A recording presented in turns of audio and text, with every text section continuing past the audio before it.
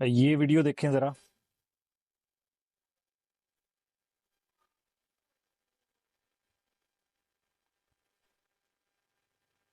اسی طرح یہ ویڈیو بھی دیکھیں۔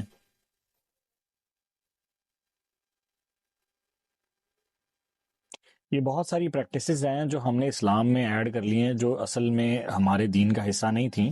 جیسے اس رسم کو کہتے ہیں کپروت، اور یہ ایک مخصوص مذہبی تہوار کے طور کے اوپر منایا جاتا ہے یہود کے ہاں، اور یہودی اس کو شروع سے مناتے آ رہے ہیں، اور اب بھی جو ہے وہ یہ بہت ساری ایسی خرابیاں جو ان میں پیدا ہو گئی ہیں جو کہ پہلے حضرت موسیٰ علیہ السلام کے دور میں نہیں تھیں۔ اسی طرح بہت ساری اور توہمات بھی جو ہے وہ اور رسومات ہم نے اپنی ڈیلی لائف کا حصہ بنا لی ہیں جس کا اسلام سے کوئی تعلق نہیں ہے۔ تو برائے مہربانی یہ بات بہت ضروری ہے، اس کے اوپر آپ کے جنت اور جہنم کا جو ہے وہ فیصلہ ہو سکتا ہے کہ جو بھی آپ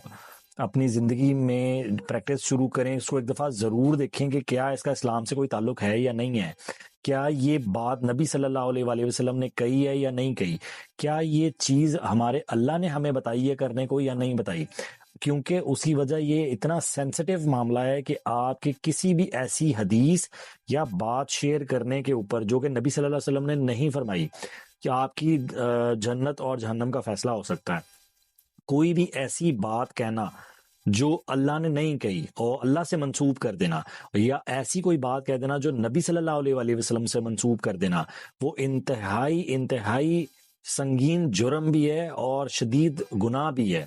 تو نبی صلی اللہ علیہ وسلم کی حدیث میں نے کیپشن میں لگائی ہوئی، ایک دفعہ وہ بھی ضرور پڑھیے کہ نبی صلی اللہ علیہ وسلم نے بڑی سخت تائید کی ہے اس کے حوالے سے کہ جو شخص میرے اوپر جھوٹ باندھے، یعنی جو بات نبی صلی اللہ علیہ وسلم نے نہیں فرمائی اور وہ آپ نبی صلی اللہ علیہ وسلم سے منسوب کر کے کہہ دیں یا وداؤٹ